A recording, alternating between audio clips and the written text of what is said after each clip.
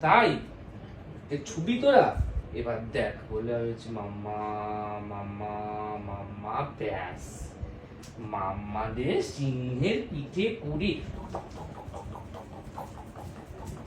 করে চলে এসছি। ওদের তো হাত কেটে দেয়, পা কেটে দেয়, মুন্ডু কেটে দেয়, কেটে দিয়ে তোমাকে আর আমাকে সিংহের পিঠে বসিয়ে তারপর তো মা তো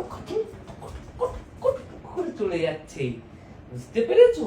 এবার তখন বললাম আমি দেখেছিস আমি বারণ করেছিলাম আমার সোনামার গায়ে কেউ হাত দিবি না, দেখেছো তো? এই গল্পটা শুনতে শুনতে আমার মুখস্থ হয়ে গেছে। এবার মেয়েকেই এক গল্প মুখস্থ করাচ্ছে। এই স্টোরিটা আমি কিছু না হলে 102-3 বার শুনেছি, আর ও প্রায় 50 বার শুনে নিয়েছে। All time favourite story.